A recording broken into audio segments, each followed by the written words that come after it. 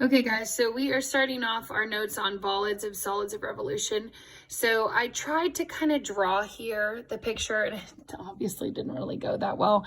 So I pulled up an applet on YouTube that I'm going to show you just to hopefully give you a little bit of a better idea of what we're doing. But I want you to just start with, I'll redraw the graph maybe here. So it says I'm going to have y equals square root x, the x-axis, and the vertical line x equals 4. So the square root of x looks like that. X equals 4 looks like that. Okay, which automatically means if I'm touching my x-axis that I know I'm talking about this region right here. So instead of like last time, the notes that we had been doing previously, them giving me a shape, they're going to tell me to revolve this region around the x-axis. So I'm going to spin this around the x-axis, and it's going to go around, and it's going to create a three-dimensional solid. Okay, just like that. So this is for YouTube. Obviously, you can see my other picture looks almost exactly the same. Okay, but thank goodness for YouTube. So this is the exact same equation, conveniently. So they're rotating that region around the x-axis. Okay, and then I think it even does it again. And so do you see how you end up with this almost kind of like a bullet shape? So that's what we're going to learn how to find the volume of. Okay? So now that we've done that, I'm going to get my phone set up. But you get the idea, yeah? Okay, so let's figure out how to do it. Give me 1 sec to get this all set up.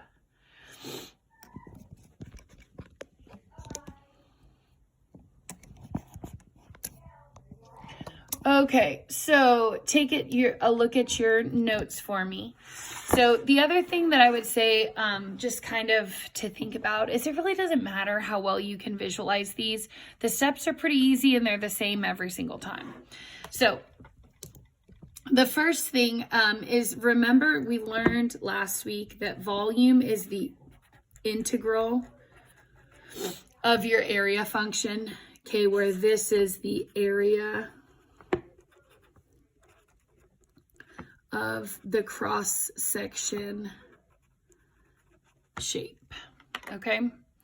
So I want you to think about, if I'm revolving something around an axis, what shape would this cross section be? So if I were to like take a knife, pretend my hand's a knife, and slice that, okay, what would the shape be that I would see through the center?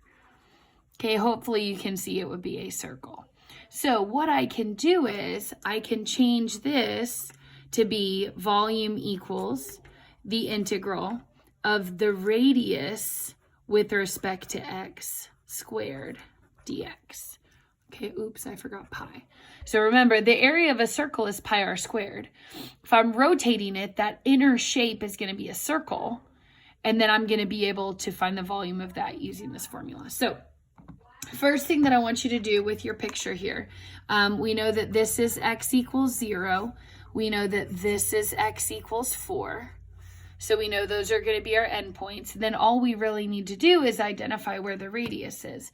Now, the radius is always going to run from the center of your three-dimensional object to the outside edge.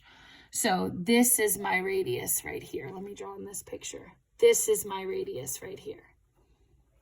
Okay, and so when you are finding the radius, you're going to do it the exact same way that you did the base previously.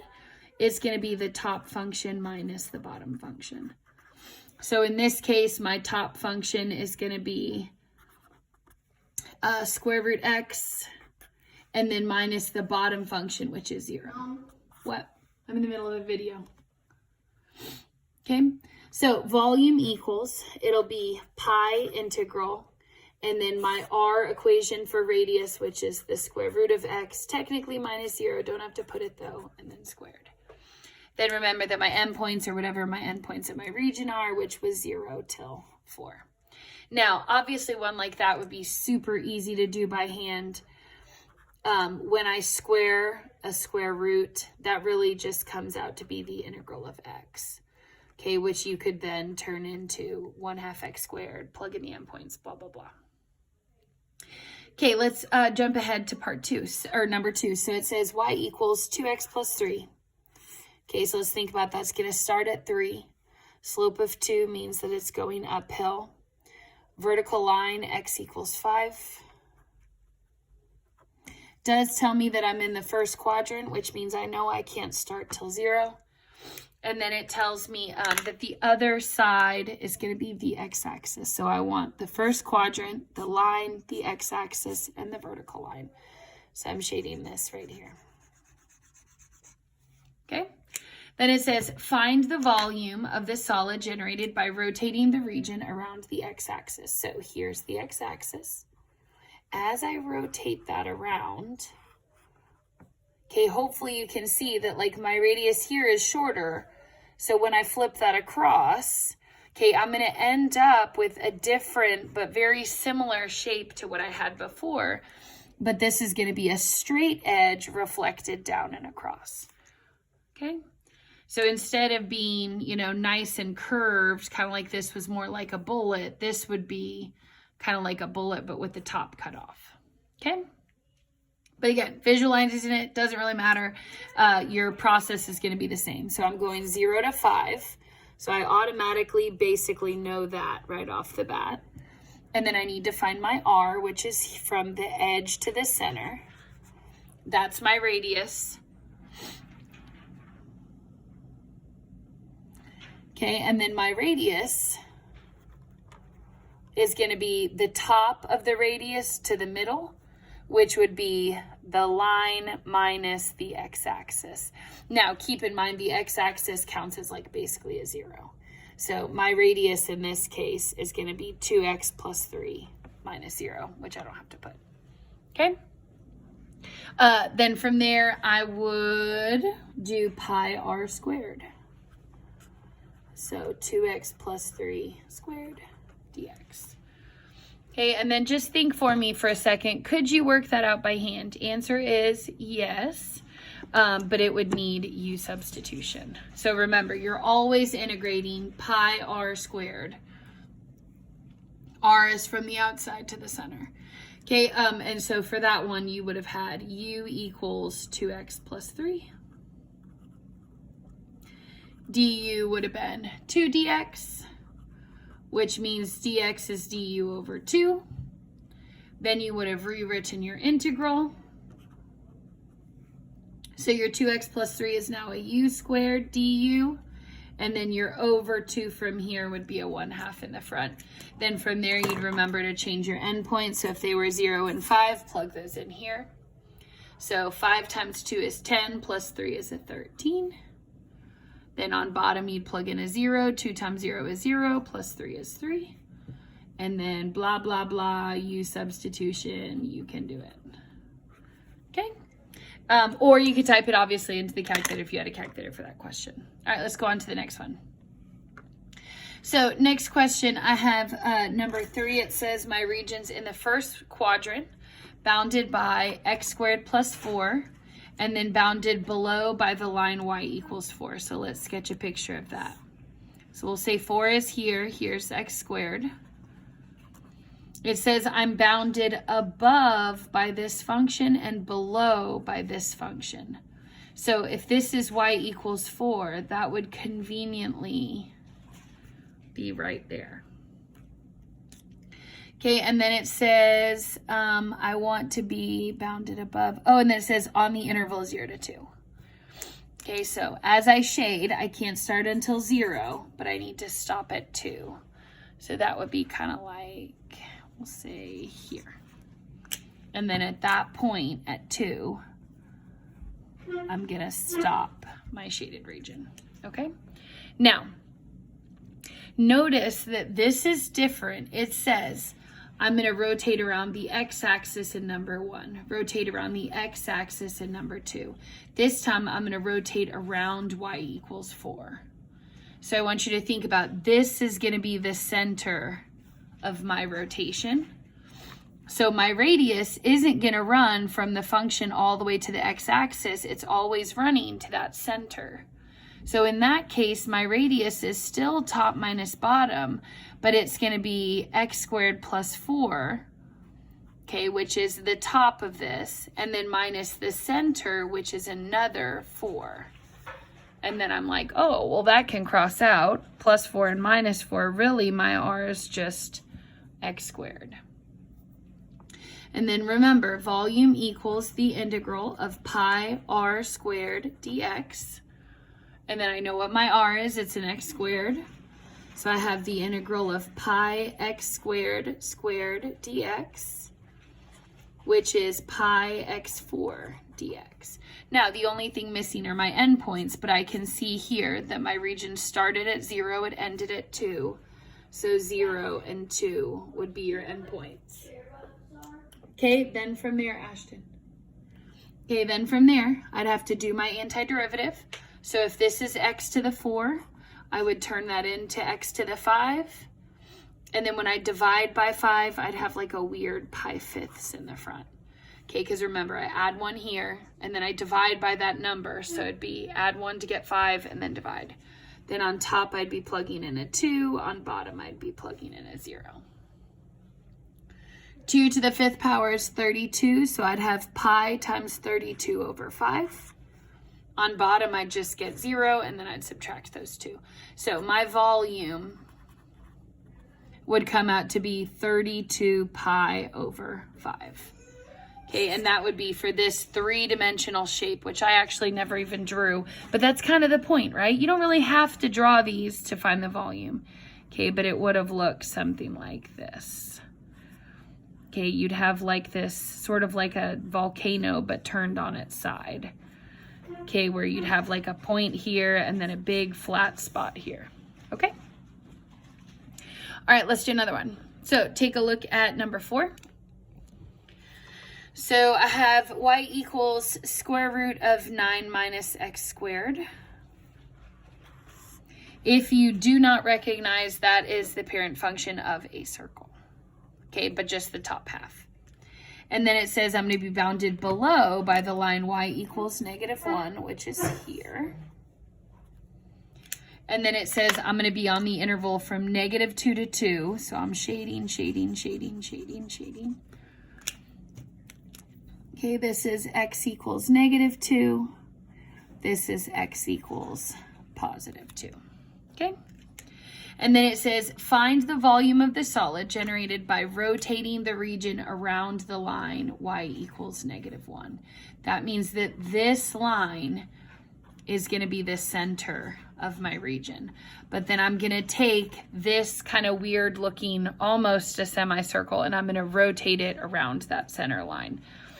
So it's going to be spinning around this center, and it's kind of going to be like almost like a bowling ball, okay, where you end up with this exact same shape, but below it, like that, okay? But again, nobody cares what it looks like. Draw your radius, okay? Radius is always gonna go from the top to the center, and then I'm gonna do top minus bottom on it. So the top of my graph is obviously the square root function. The bottom of my graph is the -1. Okay, so I'm doing 9 minus x squared minus -1. And then I can see, oh, well, if that's my radius, then I can change this minus a negative into a positive.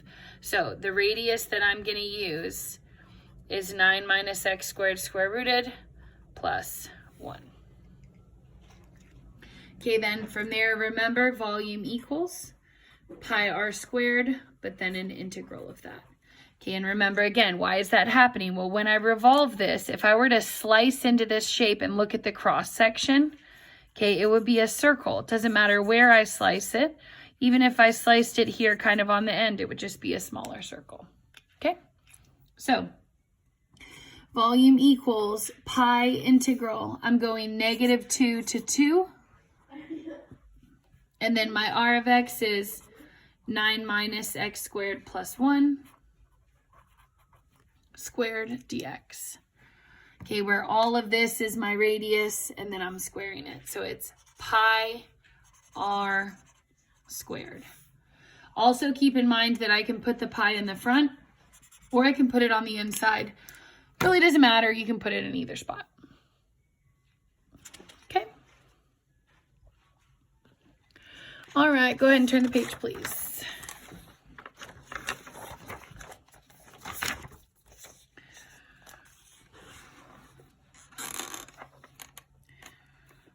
Okay, so the other way that you can rotate a shape is around the y-axis. So I want you to think about what changes. If I rotate around the x-axis, all my integrals were dx. Well, then what will change when I do an integral dy? So let's think about that for a second. So if I have x equals negative 2y plus 4, I'm going to solve that. I'm going to use it like this, but I'm going to solve that for y equals just so that I know what it looks like. So if I had x equals negative 2y plus 4 minus the 4 across, and then divide by the negative 2, well, then I know that y equals negative a half x plus 2. And this I'm going to use to draw the graph, mainly because drawing lines in x equals form is just not as easy as it is in y equals form. So I'm going to go to positive 2. Negative a half is my slope. Okay, that tells me that this is 0, 2. And now think about, if this is negative 2y plus 4, then that means that this has to be 4, 0. Okay. From there, I want to be bounded in the first region. Okay, Jackson, come on, dude. I'm in the middle of a video. Can you stop, please? Sorry. Okay, so there's my shaded region. Okay, I don't want to rotate this way, though. This time, I want to rotate this way.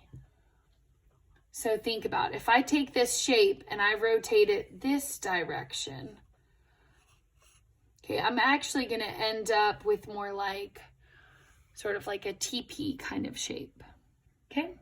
But here are the big things that change when you change from dx to dy. Your volume is still going to be the integral of pi r squared. But this time, your radius is going to be in terms r of y. And so that means that your radius is going to be running right minus left, okay? Or your left should be your center, right? But you're doing right minus left on that versus doing top minus bottom, okay?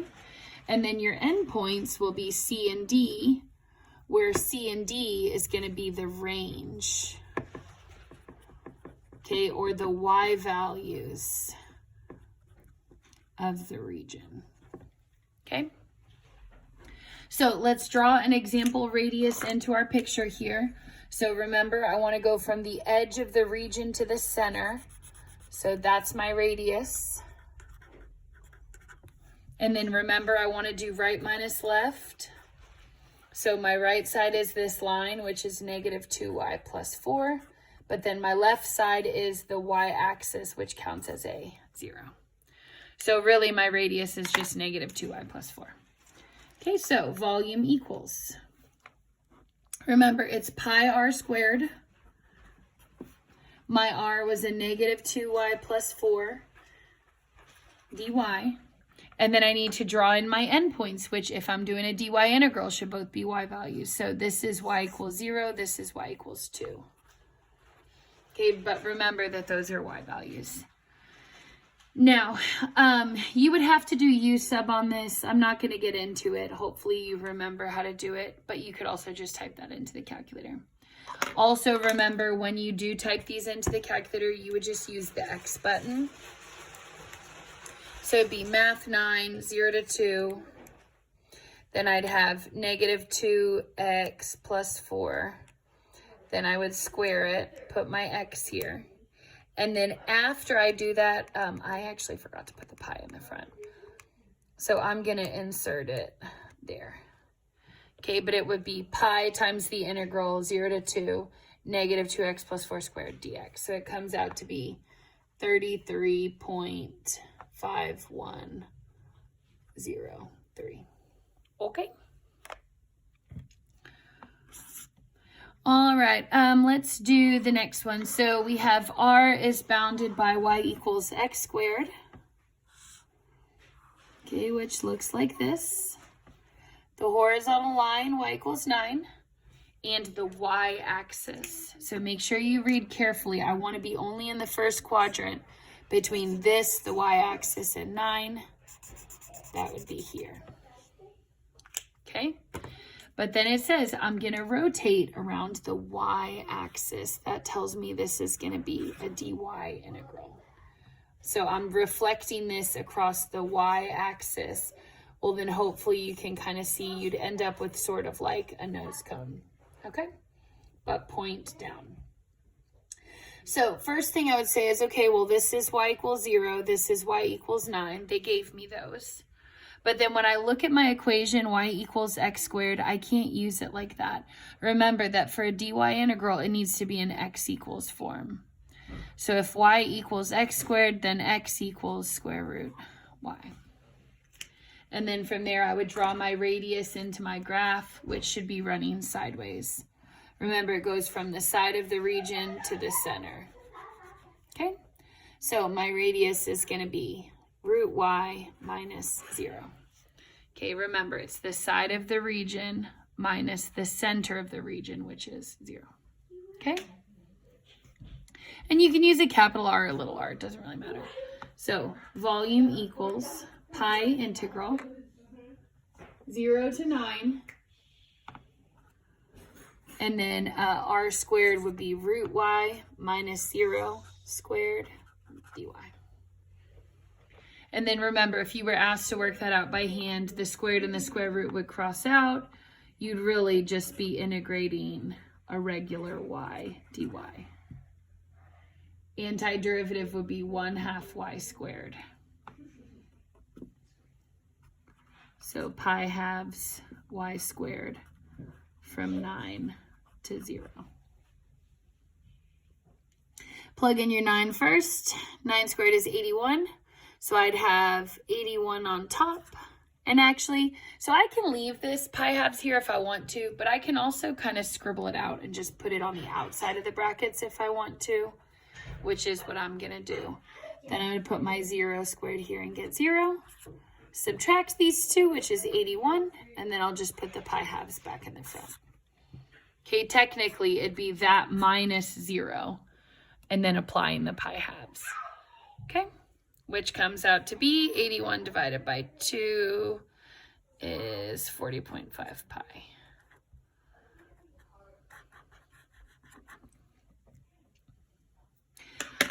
Okay, one more left. So it says y equals square root x minus 8.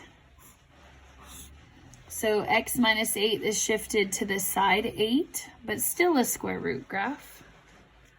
Okay, and then it says that I'm going to shade between this region, x equals 8, which is a vertical line, and then y equals 2, which is a horizontal line. So we'll draw that in here.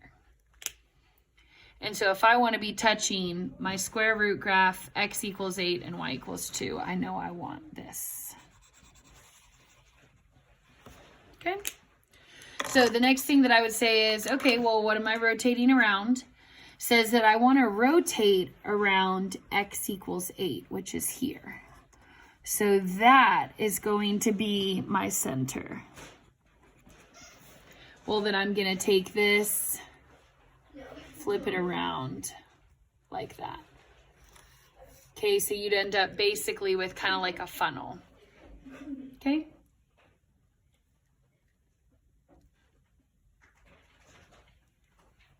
Okay? So the next thing I need are my y values. So this is obviously y equals 0. This is obviously y equals 2. And then I'm going to draw my radius into my picture.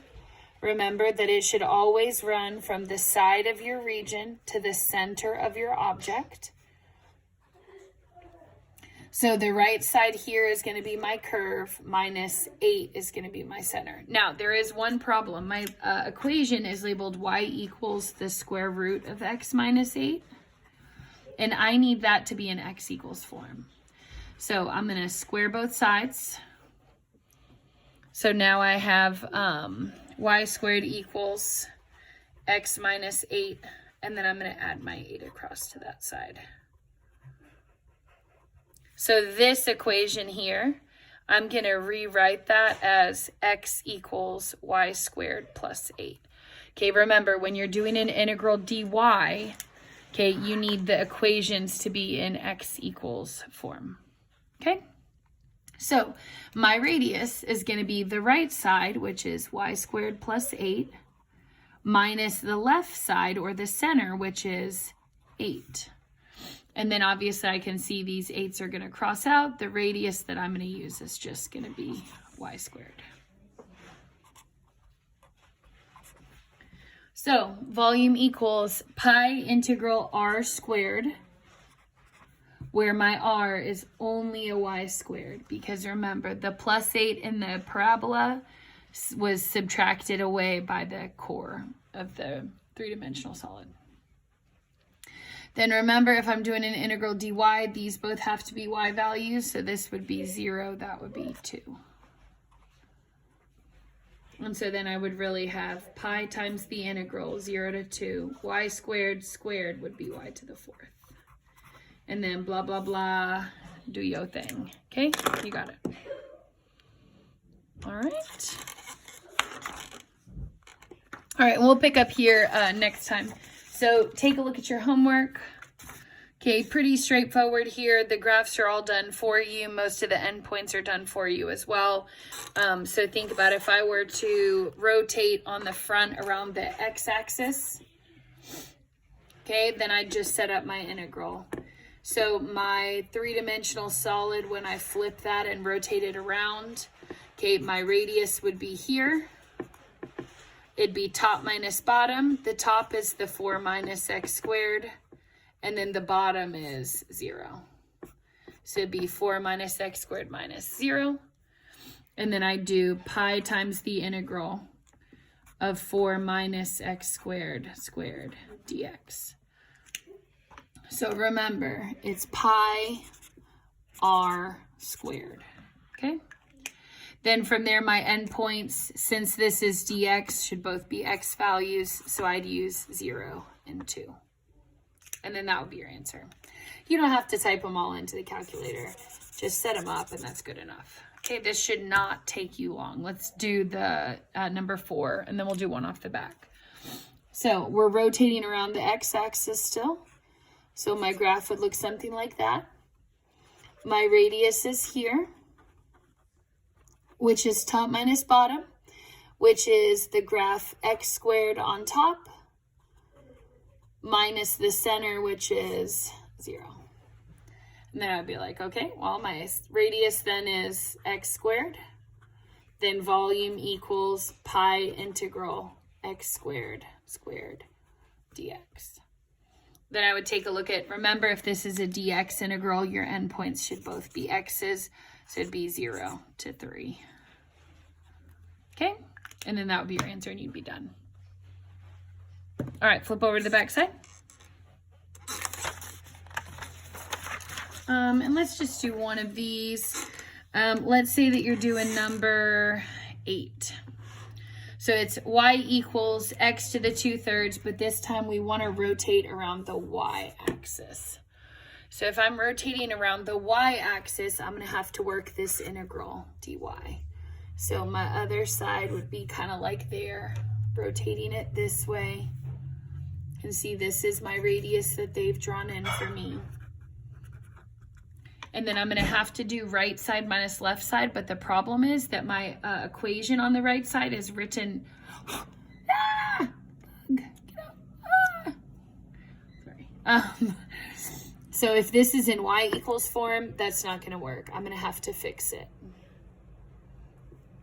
So if it's y equals x to the 2/3, then it would be x equals y to the 3/2 for this side right here. Okay, remember the way that you do that is you apply a 3/2 to both sides, but then the 2/3 and the 3/2 cross out and you have it in x equals form. So my right side is x equals y to the 3/2. My left side or center here is 0. So that's my radius. And then remember, it's volume equals pi integral r, which is y to the 3/2 squared dy. And then my endpoints have to be y values, so that would be 0. And then what's the y value here? It would be the 4. So I would go from 0 to 4, because remember, if this is dy, these have to be y values. Okay, you get it? Good.